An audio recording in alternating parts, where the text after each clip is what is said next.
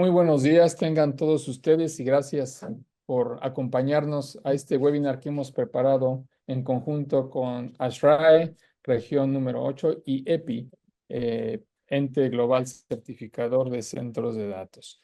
El día de hoy vamos a tener la oportunidad de platicar con todos ustedes porque eso es lo que buscamos, tener una charla al final. Depende del tiempo, tenemos el tiempo muy ajustado y queremos respetar su tiempo de 1 hora. Por eso hemos compactado mucha información que consideramos que puede ser relevante. Desde el inicio les pedimos que en el chat vayan haciendo sus preguntas para que no las olvidemos o no se nos queden durante la sesión y las podamos abordar. Y si alguien al final quiere que se abra el micrófono para poder comentar algo, será un placer poderlo hacer. Vamos a iniciar. ¿Por qué consideramos en este momento importante para todos ustedes y para nosotros hablar de este webinar? Estamos viviendo cambios en la infraestructura sin precedentes. Se ha hablado de que se ha duplicado el uso de energía en algunas regiones o países en donde hay centros de datos. Y no hablo en general de todo un país, sino en ciertas regiones, el consumo que se da por la demanda. Y lo vamos a mostrar ahorita con los slides que estaremos trabajando, ¿no? La invitación que hoy les hacemos es justo para que escuchen a dos expertos que nos hablarán de qué se está viviendo a nivel global en los centros de datos, cómo está impactando el consumo de la inteligencia artificial y lo que hemos vivido en los últimos 2 o 3 años y lo que viene de aquí a los 3 o 4 años. Si tú eres una persona, una empresa, alguien que está pensando en el diseño de un centro de datos y te preocupa cómo vas a poder abordar las necesidades de energía y cómo vas a poder abordar los flujos de trabajo y las cargas que hay dentro de una organización con estas nuevas tendencias, este webinar es ideal para ti. Vamos a empezar primero presentando a los panelistas de lujo el día de hoy. Tenemos al ingeniero Eleazar Rivera. Eleazar es químico industrial de la Facultad de Ciencias de la Universidad Nacional, de la Universidad Autónoma de Nuevo León. Tiene una maestría en finanzas de la Escuela de Graduados de la Administración e Ingeniería Industrial de la Facultad de Ciencias Químicas de la Universidad Autónoma de Nuevo León. También tiene 15 años de experiencia diseñando productos y asesorando en la planeación estratégica para la industria privada y gobiernos estatales en diversos temas relacionados con eficiencia energética y HVAC. Es expresidente de ASHRAE Capítulo Monterrey y miembro del equipo del Comité Mundial de Actividades Gubernamentales y del Global Technical Interaction Committee. Tiene el Primer Distinguished Lecturer, originario del capítulo de Monterrey para ASHRAE. Primer mexicano ganador del premio Young Engineers en ASHRAE. Consultor para Lawrence Berkeley National Lab o laboratorios de National Berkeley de la Universidad de California para la descarbonización, lo voy a decir en español, de Mexico Decarbonization Initiative, y es exdirector del proyecto energético de la Agencia de Energías Renovables de Nuevo León, director general del clúster energético también de Nuevo León. Entonces, bienvenido, Eleazar, y gracias por estar el día de hoy con nosotros. Gracias a ti, Jorge, gracias, Joseba, y gracias a todos los asistentes. Para mí es un gusto y un honor estar aquí con ustedes. Un placer, gracias. Y bueno, tenemos también a Joseba Calvo, él es egresado de la Universidad Politécnica de Cataluña, donde tuvo una maestría especializada en dirección estratégica y administración. Además, completó estudios de ingeniería industrial también en la Universidad Politécnica. Su formación académica se complementa con certificaciones internacionales en transformación digital, especialista en centros de datos, ciberseguridad. También tiene especialidad en normatividades como es ISO, en inteligencia artificial, y lo respalda su liderazgo en los sectores del centro de datos y es responsable a nivel Américas, desde Canadá hasta Argentina, de EPI, con el capítulo también que trabaja con la TIA 942. Bienvenido, Joseba, y gracias por estar con nosotros. El directo. Gracias a todos, buenos días. Y gracias, Jorge y Eleazar, y es un placer estar con todos vosotros. Y Gracias. más adelante quiero que nos platiques del apagón de España, cómo sucedió y Pues cómo sí, interesante. sí, vamos a escuchar también de esto, cómo afectó. Bueno, para iniciar queremos dar un poco de contexto. Lo que ustedes ven aquí en pantalla es algo de lo que hemos estado viviendo en los últimos años. Quiero que observen esta gráfica en donde se habla de la demanda de energía. Vean ustedes en la época de la pandemia cómo empieza a subir la demanda de consumo de energía. Esto originado por la demanda de los usuarios de tener acceso a tener más conexiones a Internet. Recordarán que teníamos acceso, empezaba con un boom el Zoom que estamos usando actualmente, y también la gente quería comprar en línea porque no podía salir. Este es uno de los puntos que empieza a tener un despegue. Y vean hacia atrás lo que pasa. Era un comportamiento muy similar hablando del 2015, 16, 17, etcétera. Sin embargo, en el año 2023 aparecen aplicaciones principalmente en modelo de lenguaje largo o grande, que es el modelo que se lanza en el 2023, que es ChatGPT. ChatGPT, este modelo de inteligencia artificial generativa que empezó con su primer modelo, en donde fue creciendo hasta lo que hoy conocemos como uno de los modelos pues, más utilizados. Hay plataformas que en el documento que les regalaremos al final de la sesión se habla como Llama, que es una plataforma que evalúa los diferentes modelos de lenguaje, evalúan cómo van creciendo. Y hoy, pues los más usados es ChatGPT, Gemini, DeepSeek, Anthropic, puedes usar Cloud y algunas otras aplicaciones. Este crecimiento que empieza con la inteligencia artificial generativa, donde puedes unir voz, datos, videos para hacerle preguntas, y lo hemos vivido de manera muy grande en los últimos 3 o 4 meses con esta generación de imágenes, pues vean cómo empieza a despuntar esta gráfica hacia lo que es la inteligencia artificial. Lo que se estima es que en los próximos años la demanda de energía en los centros de datos será mucho mayor cuando nosotros tengamos que evaluar qué tipo de tecnología se implemente. Y esto hará pues, que lleguemos a temas que nunca habíamos visto en el pasado. Pasamos de tener racks en un centro de datos de 3 a 5 kilowatts y se estima que en 4 o 5 años, si tú preparas una infraestructura que no esté acorde a lo que se pueda llegar a tener de demanda, quizá ese diseño pueda quedar un poco corto. Esta demanda de energía nos obliga a repensar cómo diseñar y operar los centros de datos diferente a lo que hacíamos anteriormente. Y hoy vamos a tener la oportunidad de escuchar de los expertos qué pasa con estas tecnologías que hoy se empiezan a abordar, como son liquid cooling, como es seguir utilizando aire, como son soluciones de puerta trasera, etcétera, ¿no? Entonces, esto es un punto importante. People are planning 10. Vean este video de Eric Schmidt, en donde nos habla, él es el exdirector de Google, y este video tiene 5 días que salió, en donde él habla de los retos que se tienen con la energía en los centros de datos. People are planning 10 gigawatt data centers. Just to do the translation, an average nuclear power plant in the United States is 1 gigawatt. How many nuclear power plants can we make in 1 year where we're planning this 10 gigawatt data center? Gives you a sense of how big this crisis is. One of the estimates that I think is most likely is that data centers will require an additional 29 gigawatts of power by 2027 and 67 more gigawatts by 2030. Gives you a sense of the scale that we're talking. These things are industrial at a scale I have never seen in my life. Entonces, esto que nos está diciendo Eric Schmidt, él mismo está impresionado con lo que está sucediendo en la demanda de energía de estos centros de datos que demandan mucho consumo cada vez mayor. Solo para darles un ejemplo, este es de lo que él habla de las plantas nucleares y que hay data centers en Estados Unidos que se están planeando para 10 gigavatios o 10 gigawatts, que es una cantidad para algunos de nosotros quizá impensable, y de la cantidad de energía que se tiene.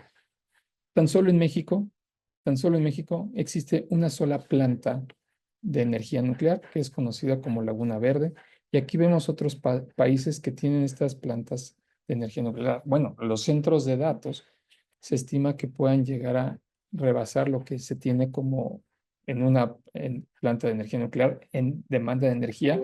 Y por supuesto, en otras partes, en otros sitios del mundo se habla de que el consumo de energía nuclear puede ser quien dé abasto a la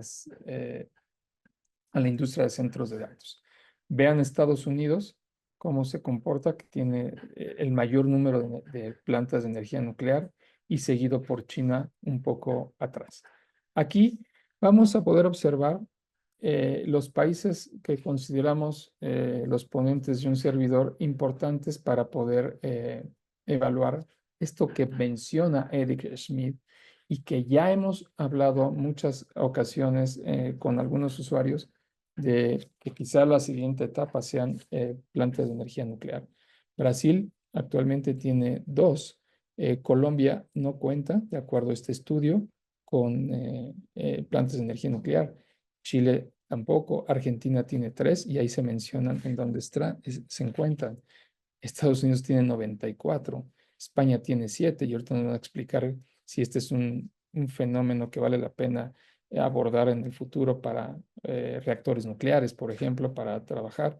Perú no tiene y México tiene 2, que es la misma planta expandida que es Laguna Verde. ¿Ok?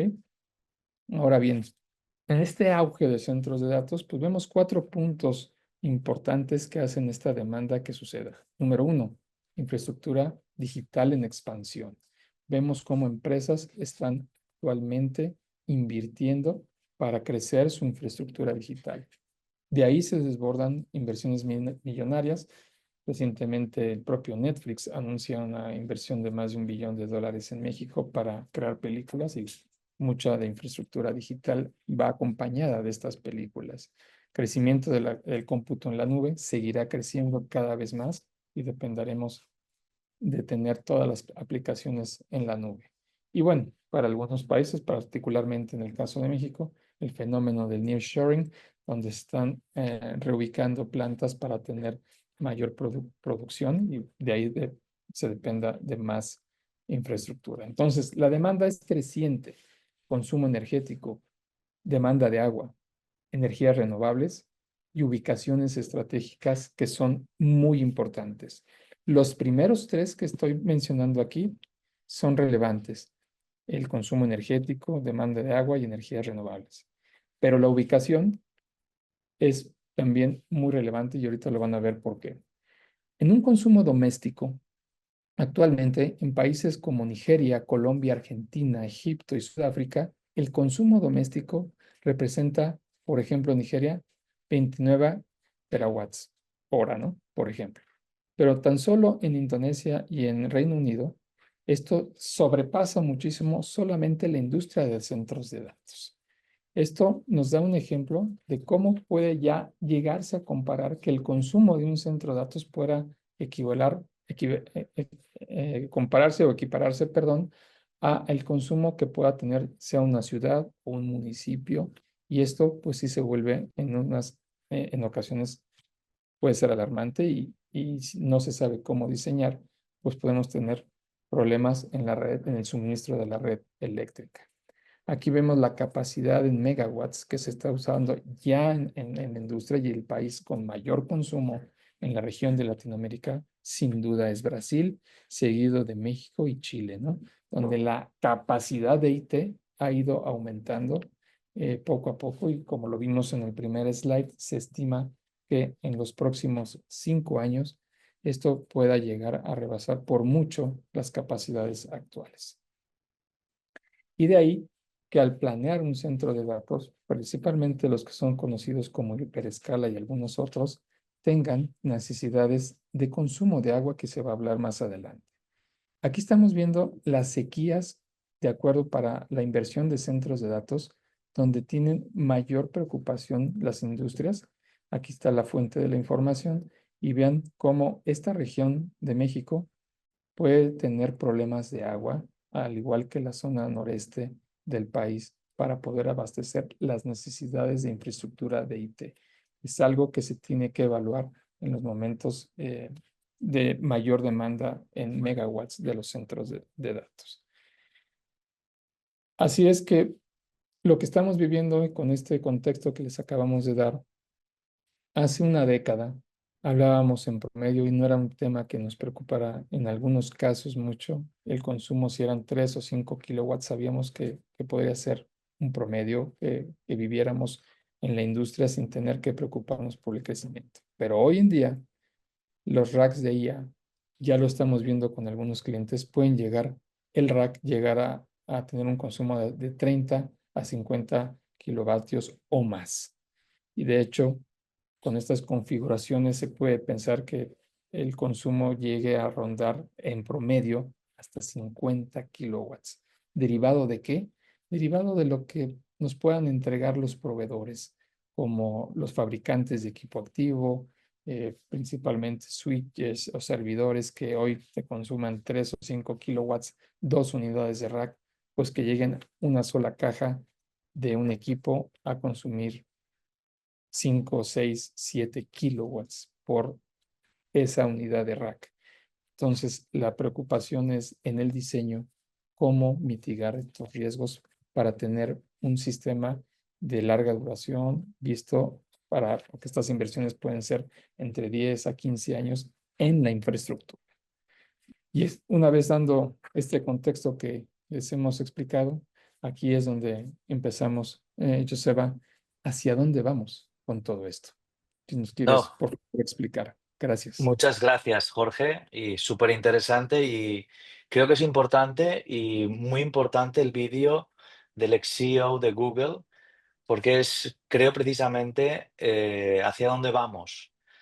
Ya no estamos inventando la rueda redonda, ahora estamos en una fase que está viniendo la inteligencia artificial, está desarrollándose, y el futuro está en el horizonte del 2045-2050, entre la singularidad tecnológica, la computación cuántica y la fusión nuclear.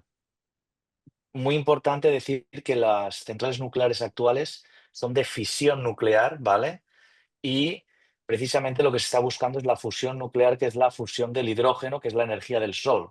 Ese es el objetivo fundamental, porque realmente es la energía más verde. El problema que tiene la fusión nuclear es que necesitas de millones de grados para poder ejecutar esa fusión nuclear, y en el toroide has de mantener todo en equilibrio, porque imaginaros si toca el material del toroide, pues eso explota. Entonces es un tema muy complicado, ¿no? Entonces estamos ahora en un bache tecnológico en el cual tenemos unos retos que necesitamos más energía, y esa energía no existe. Y esa energía en estos momentos solo se puede hacer por energía nuclear. Y esa energía nuclear es verde. Os doy el ejemplo de España, lo que acaba de pasar justamente el lunes. La semana pasada, se quedó España sin energía dependiendo de la ubicación. Por ejemplo, mis padres, que viven en Barcelona, que teóricamente es una ciudad cosmopolita y teóricamente se tendría que quedar con energía poco tiempo, más de 14 horas sin energía eléctrica. Entonces, un blackout total en España, aeropuertos, trenes, etcétera, ¿no? Entonces, esto, ¿por qué se causó? Porque las centrales nucleares en España no están activas, están desactivadas porque están empujando mucho la energía, teóricamente, de fuentes sostenibles, energía solar y energía del viento, ¿vale? Pero no es suficiente. Se necesitan esa energía nuclear, pero es un riesgo y no hay capacidad para crecer y para construirlas. O sea, va a haber un punto que vamos a ver hacia dónde vamos. Por eso está el quantum computing, y con estos datos que ahora voy a dar, porque el quantum computing, para que os hagáis una idea, consume el 10% de la energía de los GPUs actuales. ¿Qué quiere decir? Que hay un 90% de ahorro.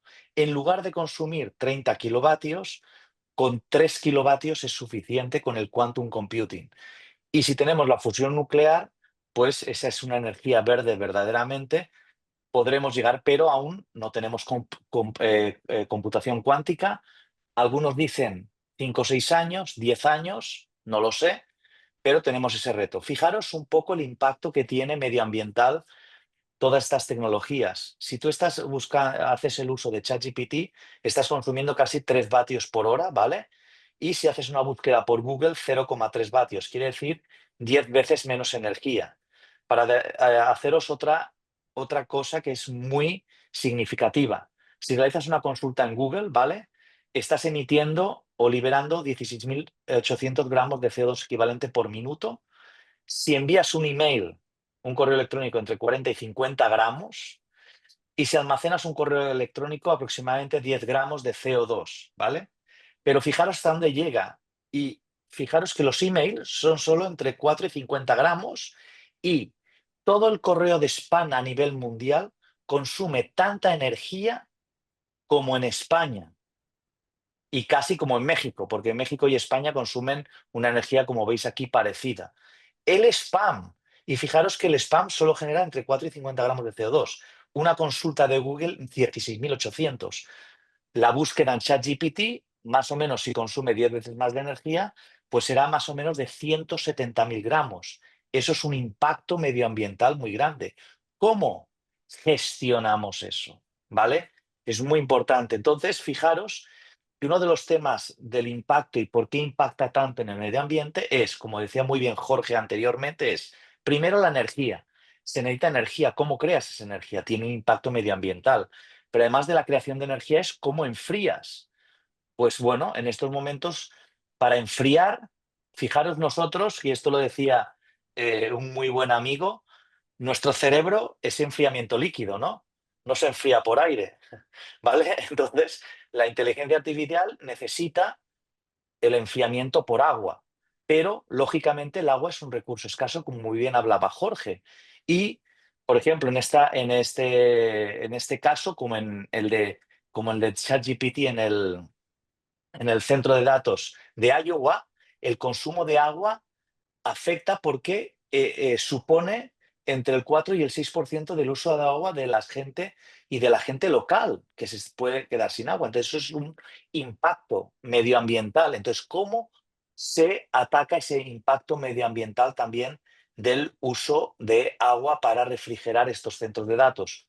¿Cómo lo solucionamos? Pues una posible solución, como muy bien decía Jorge, sería el enfriamiento líquido, ¿vale?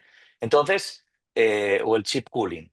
Fijaros que el agua es uno de los temas que va a ser más escasos para el futuro. Y eso que tenemos océanos, pero lógicamente hay que desalinizar, ¿no? Por ejemplo, Curazao, el agua que hay en Curazao es de planta desalinizadora y el agua que usan es del mar, ¿no? Pero no existe. Entonces, el agua es un término. Por ejemplo, Barcelona se quedó en enero pasado, estaba en restricciones de agua, en enero, que es invierno, durante más de un mes, que nunca había habido una sequía en Barcelona ni restricciones de agua. Las restricciones de agua habían sido en verano, en julio, al sur de España. Fijaros, por ejemplo, en Bogotá este año, restricciones de agua en Colombia, no tenían agua y tenían restricciones de agua. Un día de cada 6, 9 días cortaban el agua en una zona de Bogotá porque no había suficiente agua. Entonces, el agua es un recurso realmente escaso y que hay que saber gestionar. Por eso es muy importante cómo vamos a gestionar todo esto y vamos a ser realmente sostenibles, cómo vamos a juntar la sostenibilidad y la inteligencia artificial. Entonces, esto es un tema que tenemos que pensar mucho. Y fijaros que los GPUs, como bien decía, o agua o liquid cooling al chip, etcétera, para poder enfriar esas cantidades masivas de agua. El problema que existe, ¿vale? Es que está habiendo una eh, revolución tecnológica que están cambiando tanto los chips, están intentando hacer que los chips consuman menos energía, necesiten menos enfriamiento, porque realmente se está hablando, por ejemplo, estaba en una charla hace 2 semanas aquí en Miami, que la gente ya hablaba de, imaginaros, 1 megawatt por rack, 1 megawatt por rack, 1.000 kilovatios por rack, ¿vale? Claro, Pero, ¿qué pasa? Que la gente habla de eso, pero no hay energía, como dice el ex CEO de Google. No hay. Entonces, ¿cómo vas a llegar a eso si no hay? Entonces hay que buscar alternativas, chips que consuman menos energía, chips que precisamente se tengan que refrigerar menos porque no necesiten tanta refrigeración, ¿vale? Porque no hay energía, o sea, hay un gap ahí. Entonces, la solución, mientras tanto, es el enfriamiento líquido para intentar ser lo más sostenible. Hay sus pros y sus contras, pero hay que mirar ese punto. Una cosa muy importante también que quiero mencionar es lo de la nube, ¿vale?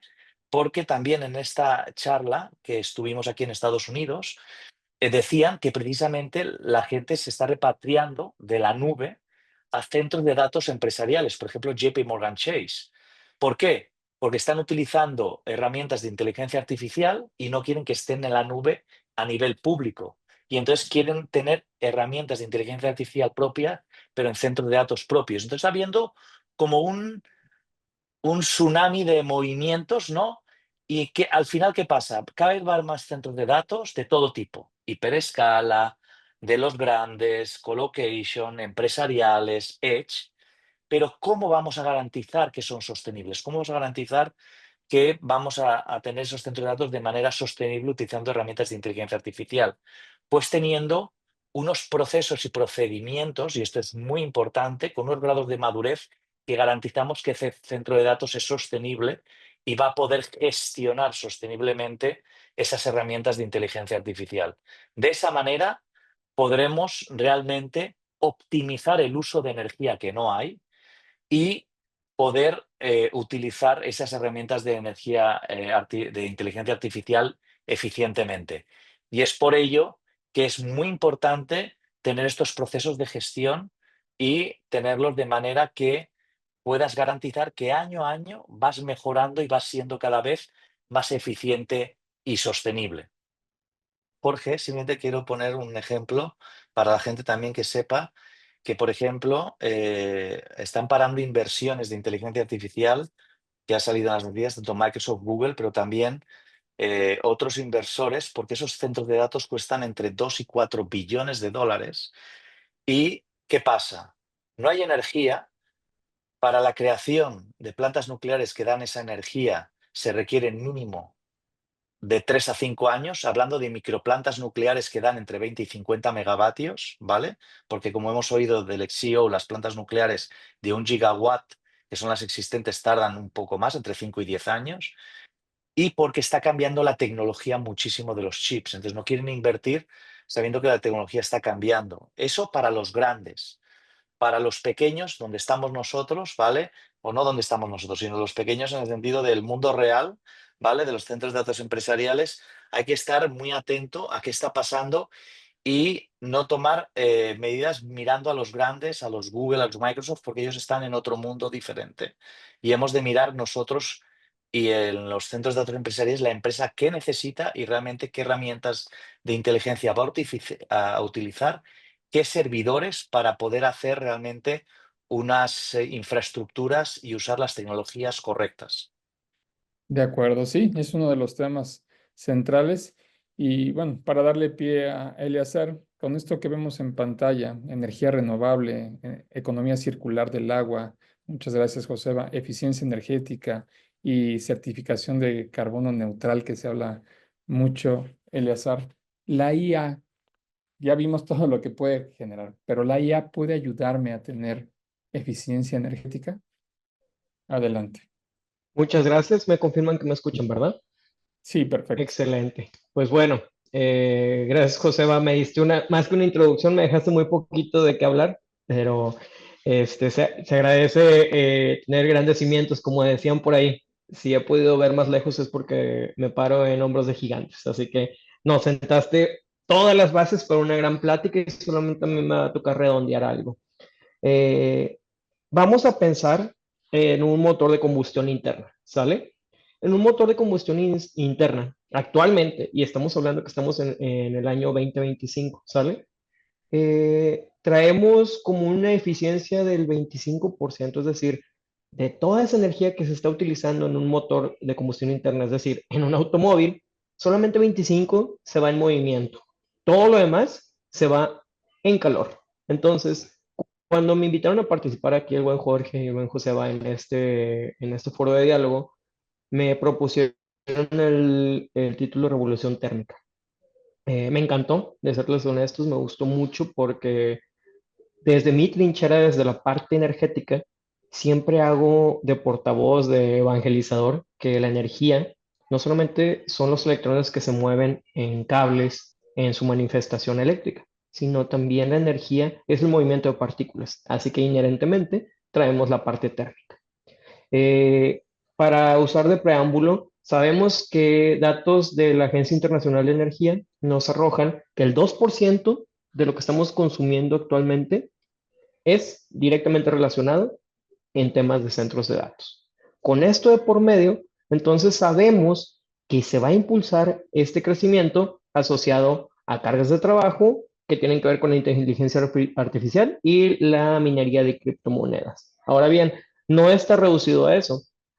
Simple y sencillamente con el hecho de que ustedes y nosotros estemos interactuando, ya tiene por sí una injerencia dentro de los centros de datos a nivel mundial. Y ojo, esto también, como bien mencionó Joseba, tiene una huella hídrica y una huella de carbono asociada. ¿Por qué? Por la manera en que estamos generando electricidad. Y dígase en México todavía más. Aquí no lo coloqué, pero alrededor del 90% de la energía aquí en México recae todavía en fuentes fósiles. Y como está el ecosistema federal, todavía recae en manos del Estado. Así que esperamos un futuro que, queramos o no, va asociado con una huella hídrica y de carbono muy grande.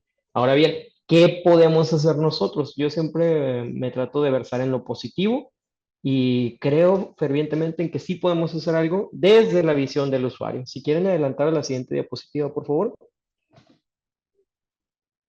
Todos los trabajos están relacionados con la transformación digital, queramos o no lo queramos. Justamente vengo saliendo, platicaba con Joseba que ahorita en la mañana tuve, hoy, el día de hoy me tocaron muchas reuniones y la reunión del día de hoy fue precisamente con el Comité de Capital Humano acá en el estado y platicábamos directamente de la incidencia de la transformación digital.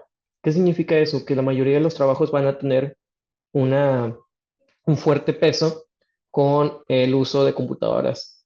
Ya se veía venir, ya ha estado sucediendo, pero también el sector industrial está teniendo una fuerte transformación digital. Es decir, la automatización de procesos, la automatización, y por procesos no solamente pensemos en la parte productiva, también los administradores cada vez utilizan más herramientas digitales para poder hacer movimientos de facturas, movimientos de documentos y en sí todo lo que tiene que ver con el ecosistema de productivo de las economías está atendiendo a la transformación digital. Entonces, queramos o no, eso va a representar un aumento en los centros de datos y por consiguiente también de la energía que se necesita y del agua que se necesita. Ahora sí podemos proceder, por favor, a la siguiente. Como ya vieron en mi currículum, soy un hombre de aire acondicionado. Entonces, siempre trato de relacionar o termino relacionando la electricidad o los kilowatts con la parte de refrigeración. Y quería dejarles esto como una semillita. Un centro de datos. Y ojo, esto se los platico con experiencia de buenos amigos como José Evan, el buen Nicolás, gente que sí sabe de centros de datos. Un centro de datos con 150 racks es un centro de datos muy asequible, es algo, o es como una media. Tiene alrededor de 8 servidores y cada uno anda consumiendo como 625 o 630 watts. Esto tendría un consumo total aproximado de 150 kilowatts. Esto nos lleva a una unidad que a lo mejor sí han escuchado, que son los BTUs por hora, lo cual trasladamos a 213 toneladas de refrigeración de calor que tenemos que disipar, ¿ok? Porque acuérdense que eso es al final de cuentas las toneladas de refrigeración. Mover el calor de donde no lo quiero, donde no me estorba. Entonces, imagínense toda la cantidad de energía que necesitamos solamente para que los centros de datos funcionen. 213 toneladas de refrigeración equivale a 213 mini splits que ustedes tienen en su casa si lo queremos bajar a pie de piso. Imagínense esa cantidad. Ahora, si podemos pasar a la siguiente. Ya se hablaba, ya se hablaba ahorita del tema de la relación intrínseca que tiene la energía con el agua. Y el agua tiene la particularidad de ser el refrigerante por excelencia. Además de que es asequible, es barato, se puede trabajar muy bien con él, tiene una capacidad de recoger el calor muy importante. De datos de nuestro handbook del 2024 del HVAC System and Equipment, cada tonelada de refrigeración necesita circular aproximadamente 3 galones por minuto y se requiere ahorrar 1.8 litros por hora de agua. Esto nos dice que una torre de 500 toneladas de refrigeración, la cual es muy común ver no solamente en edificios, sino en centros de datos, tiene que evaporar 10,000 litros por cada 12 horas. Ahora imagínense que los data centers tienen la particularidad de que trabajan 24/7. Entonces, todo el tiempo están evaporando agua a la atmósfera para poder disipar ese calor. Esa imagen la elegí en específico porque es el centro de datos de Saint-Guilain en Bélgica y es uno de los más eficientes y aún así necesita de la evaporación. Ahora imagínense, hablando muy básico de física básica, que ciudades como, bueno, en ciudades latinoamericanas el calor es mucho más fuerte.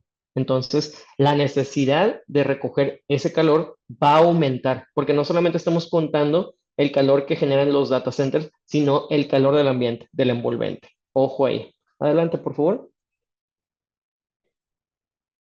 Ya para el cierre de esta participación que quería hacerles, sabemos que cada vez se necesita más la economía y la población van en aumento y por consiguiente los datos que van recolectando las ciudades, ¿ok?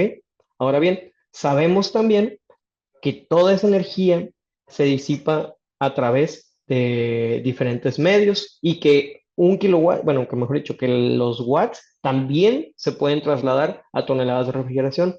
Sabemos ahora que el agua es el método más importante a la hora de disipar ese calor. Sin embargo, hay otros métodos. Tenemos lo que en el aire acondicionado conocemos como expansión directa, que es básicamente su mini split, ¿ok? También tenemos nuevos métodos y esto es lo que quería dejarles aquí o aportar mi granito de arena. Aunque tenemos agua helada y expansión directa para retirar el calor del aire que se está generando en los data centers, también tenemos nuevas tecnologías, pero ojo, tienen ventajas, desventajas y aplicaciones típicas. Ahorita se hablaba de refrigeración líquida directa o inmersión líquida. Estos usualmente se utilizan con servidores de inteligencia artificial de centros de datos de alta vanguardia o los de blockchain. ¿Por qué? Porque son caros. Vamos a hablarlo directamente. El retorno a la inversión se justifica cuando los datos que estás moviendo son datos muy importantes. Me gustó mucho ahorita que José mostró cuánto está utilizándose energéticamente para spam, para un correo, para justamente estas interacciones que tenemos. Pero ahora imagínense en temas de blockchain, en temas de inteligencia artificial y las granjas que se tienen para poder entrenarlas y sobre todo centros de datos de bancos. Aquí en México me ha tocado la oportunidad de trabajar en centros de datos de bancos y es ahí donde el dato está directamente relacionado al consumo de monedas. Entonces, los proyectos justifican refrigeración líquida directa, inmersión líquida o proyectos de alto impacto. Esto se los platico como diseñador. Como diseñador o como ingeniero es bien interesante soñar y tratar de imaginar nuevas tecnologías. Yo lo que los invito es, cuando se diseña en base a la experiencia del usuario, a que el retorno de la inversión te permita las tecnologías que se van a utilizar y sobre todo a la aplicación final unida directamente con el impacto ambiental. ¿Por qué? Porque ha pasado, voy a hablar de un caso en específico aquí con el tan sonado, los proyectos de Querétaro. Querétaro apuntalaba aquí en México a ser un hub de data centers. Sin embargo, hubo una falta de planeación con el tema de infraestructura eléctrica, también con el tema hídrico. Entonces, hay que pensar, hay que ser salomónicos a la hora de diseñar centros de datos y entender que hay diferentes opciones. Entonces, por ahí termina mi participación Ok, y te dejo ya gracias. la palabra, Jorge.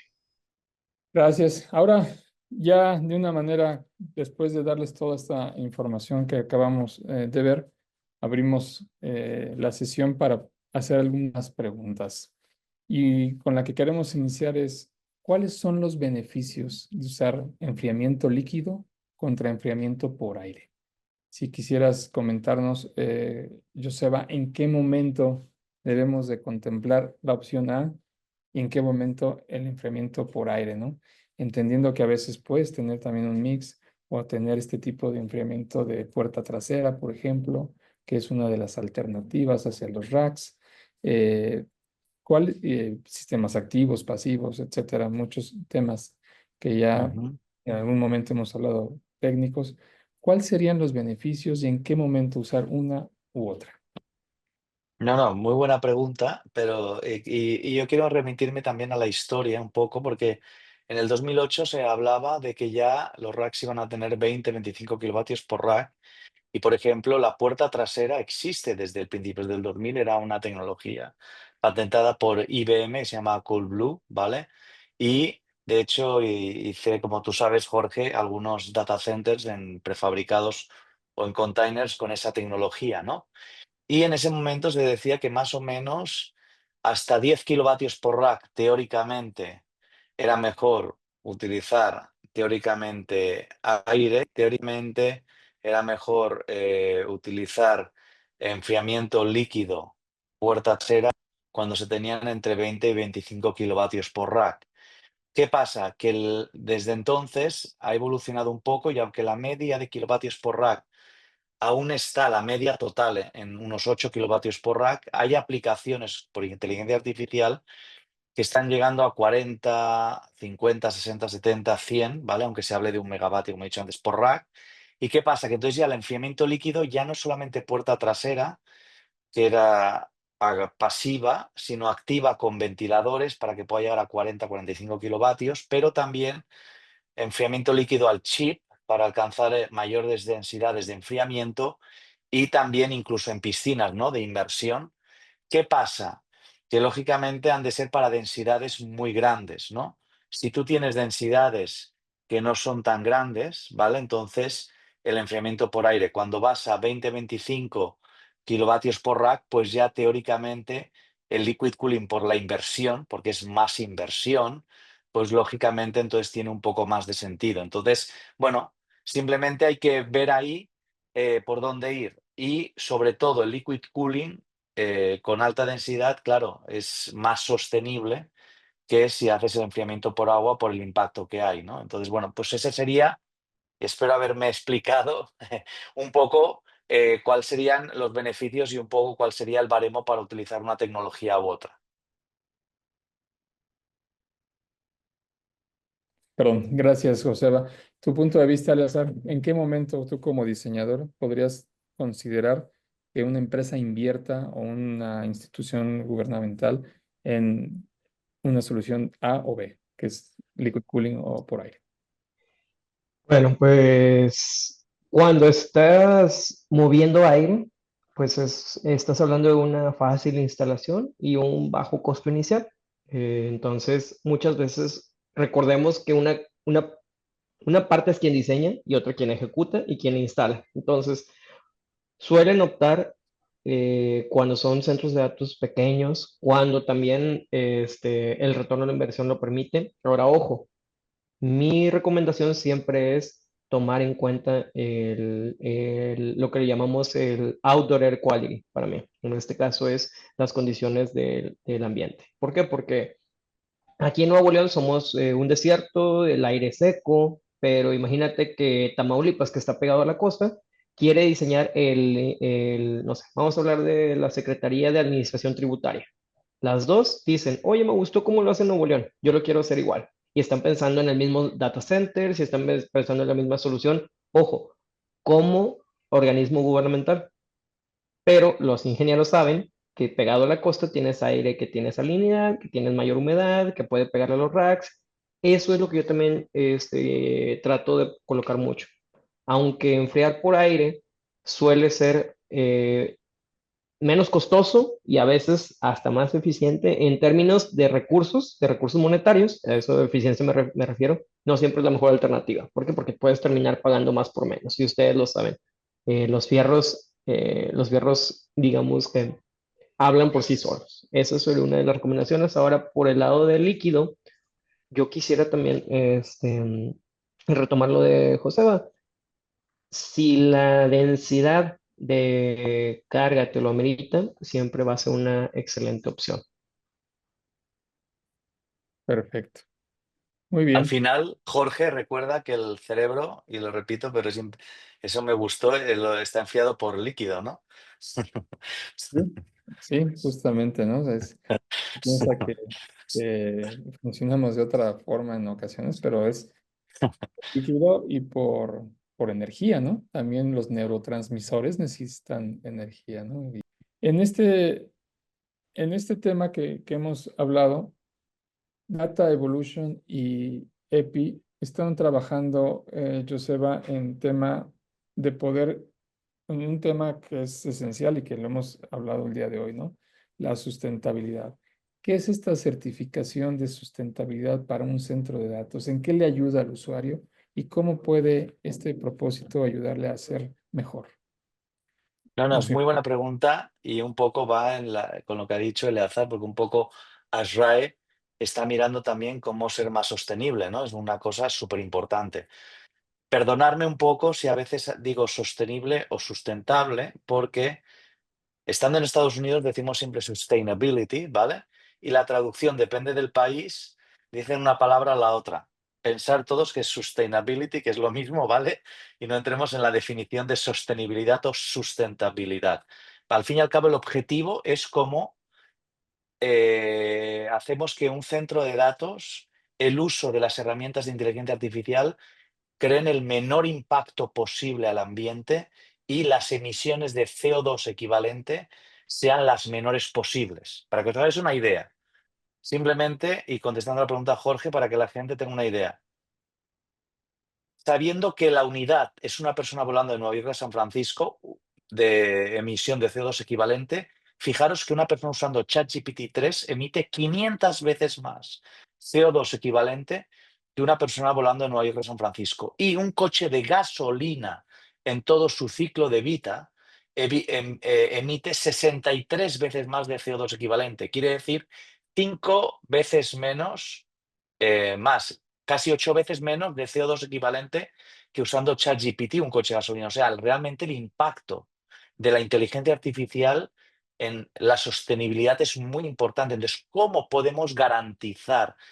Porque hay que usarla, eso no quiere decir que no se use, pero ¿cómo podemos usarla de la manera eficiente? Y esto es lo que queremos con Data Evolution y EPI, ayudar a las empresas a ver dónde están en estos momentos en temas de procesos, procedimientos, en el tema del uso de las herramientas de inteligencia artificial y de los centros de datos y aplicando la inteligencia artificial, cómo asegurar que están haciéndolo de una manera en la cual se garantiza que ese centro de datos es sostenible, tiene un sistema de gestión sostenible de recursos, pero también de eficiencia energética, y año a año hay una mejora continua. Ese es el objetivo que queremos ofrecer aquí como Data Evolution YEPI y precisamente con este proceso garantizar que esa empresa con la certificación se dice soy un data center sostenible porque tengo un sistema de gestión, tengo una eficiencia energética y cada año voy mejorando. Da igual que tengas, no, es que yo consumo mucha energía y voy a hacerlo muy simple porque creo que es más visual. Si un data center tiene un PUE, que no es solo una medida y más, ¿no? Un PUE de 2, uy, tú no eres sostenible, tú no eres verde. Pues no lo sé, porque si yo tengo esa línea base, pero luego tengo un sistema de gestión, cada año voy mejorando y voy teniendo menos consumo de energía, pero también menos consumo de agua, pero también menos emisión de CO2 equivalente, sí que soy sostenible. O sea, no hay que fijarse solo en una métrica, sino que hay que fijarse en un sistema de gestión y unas métricas. Y ese es el objetivo de la certificación.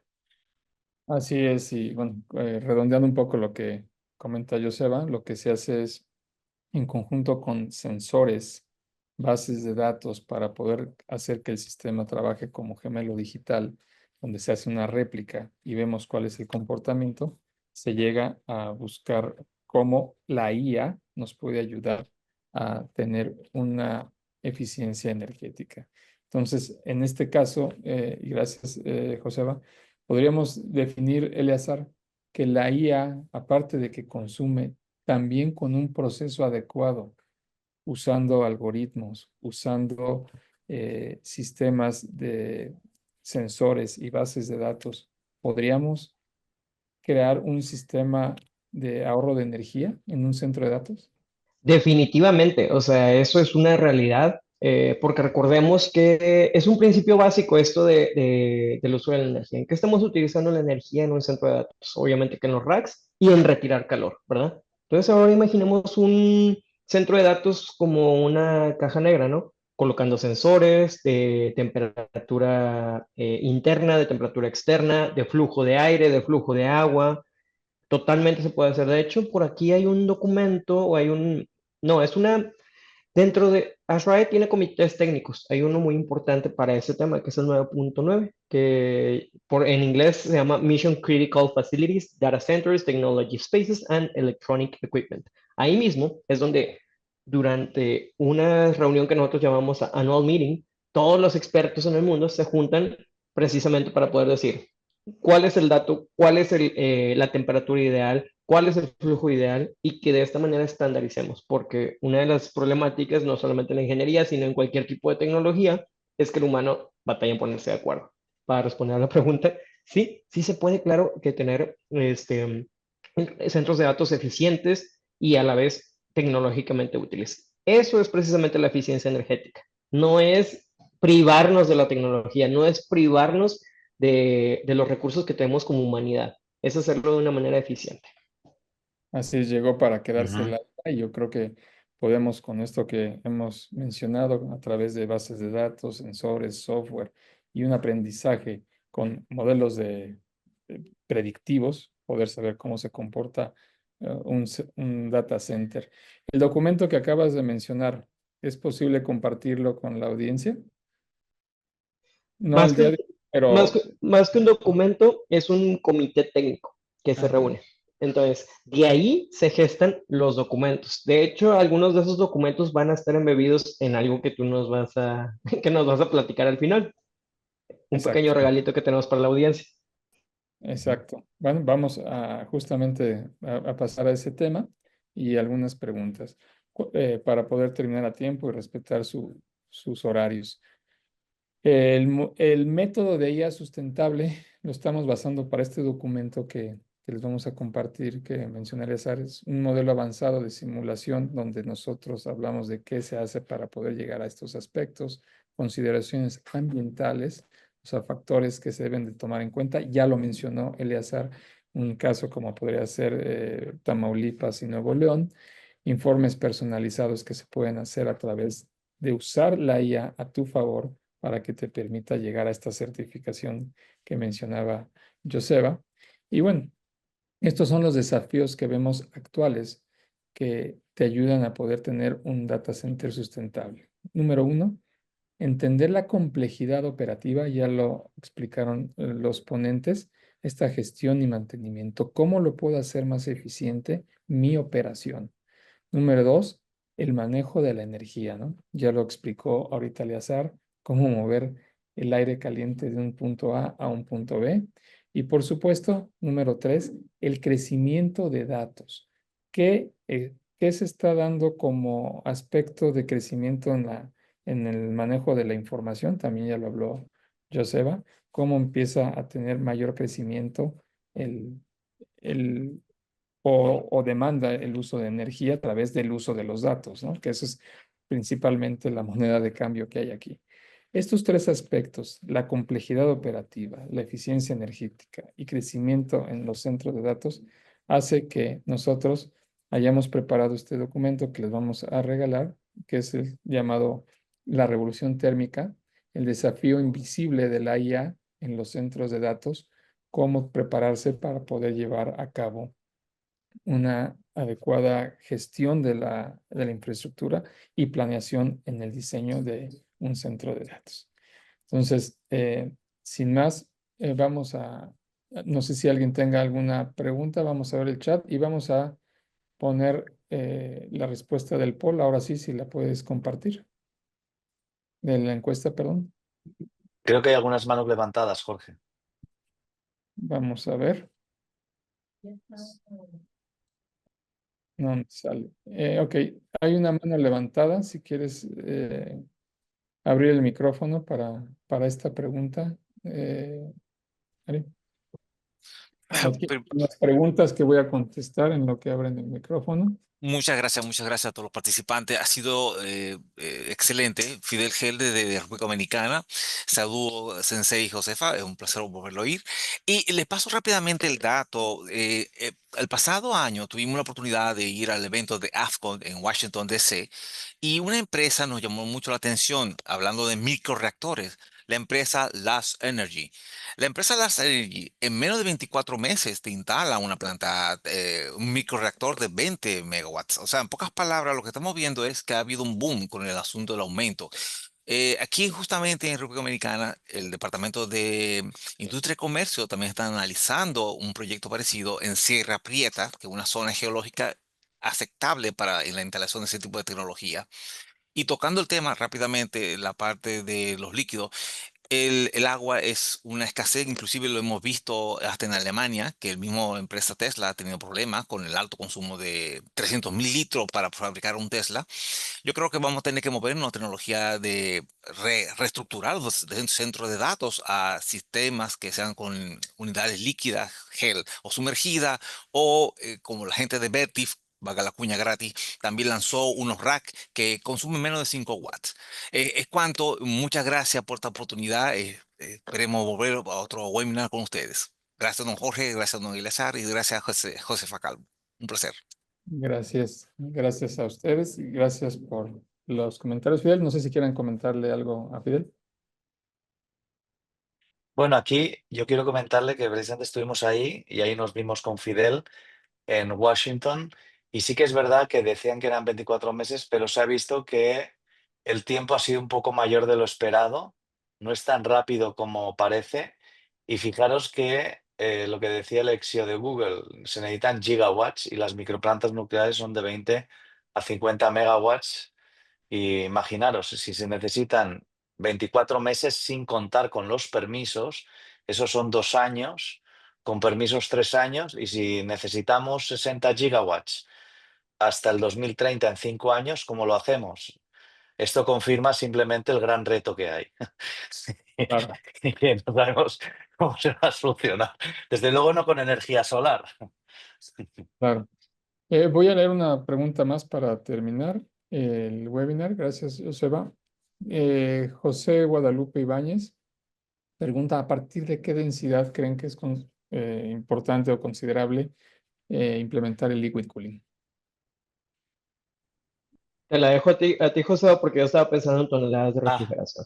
vale. No. Para mí, teóricamente, la fórmula que había antes, como decía en la historia, en el 2010, era más o menos entre 20, a partir de 20-25 kilovatios por rack, dicen que el enfriamiento líquido, ¿vale? Ahora dicen que el enfriamiento líquido, pues se puede utilizar quizás a partir de los 30, pero a partir de menos kilovatios por rack. O sea, no es que no sea posible, el problema es el tema económico, el costo y cómo amortizas todo eso. Entonces, es por eso que esa es la barrera. 25-30 kilovatios sería, a grosso modo, un poco la barrera en la cual decidir aire. También porque, bueno, si tú quieres refrigerar 30 kilovatios por rack con aire, tienes un tornado casi dentro del centro de datos. Entonces, ese es otro problema, ¿no? Y el ruido, ¿no? Entonces, ese sería, tanto por el tema económico como por el tema de volumen de aire y ruido, sería más o menos entre 20 y 30 kilovatios el límite. No sé qué opinas, Eleazar, en ese sentido. Totalmente, yo estaba pensando en unos 30 toneladas de refrigeración. Y entonces, yo hacía grosso modo 30 kilowatts, serían como unos, ¿qué? 8.5 de tonelada de Ujú. refrigeración. Entonces, Ajá. para el tema de amortización, siempre pienso en los billetes, y no porque me gusten mucho, sino porque siempre son la barrera para cualquier proyecto. Entonces, yo creo que con 30, cuando el número te da 30 toneladas de refrigeración, ya podrías pensar en un Entonces, sí, en un mini chiller o en algo por el estilo, para que sea factible sobre todo, ¿saben? Porque si no, siempre se van a ir por la parte de expansión directa, es decir, el mini split, porque es muy sencillo. Y por lo que decías también de las factibilidades económicas. Si a mí me preguntas, pues claro que me gustaría que la inversión pudiera llegarse desde las 8.5, es decir, los 30 kilowatts que comentabas, pero lo veo por el lado económico. Yo creo que para partir de 30 toneladas de refrigeración ya sería factible. Excelente. Bueno, pues les damos las gracias a nuestros ponentes, Joseba Calvo, gracias por estar con nosotros. Eleazar, muchas gracias. Eleazar Rivera, responsable de la región 8 de ASHRAE. Si gustan contactarlos directamente, ya pusimos aquí su LinkedIn y cualquier duda o comentario también nos pueden escribir a Data Evolution. Hay una persona que preguntó de los últimos puntos que hablamos de cómo tomar y hacer un diseño. Les vamos a compartir la presentación a todos ustedes y les vamos a compartir, por supuesto, este documento que se preparó en conjunto. Si no hay más por el momento, gracias por su atención y estamos a sus órdenes. Que tengan muy buen día o muy buena tarde, dependiendo de dónde se encuentren. Y nos Jorge, vemos Joseba, gra- en la muchas próxima. gracias a todos. gracias Gracias. a todos, gracias Jorge y a todos los asistentes. Que vaya Gracias muy bien. a Muy buena ustedes. semana. Gracias, Elazar. Jorge. Gracias. Gracias a todos por el favor de su atención. Nos vemos en la próxima. Hasta luego.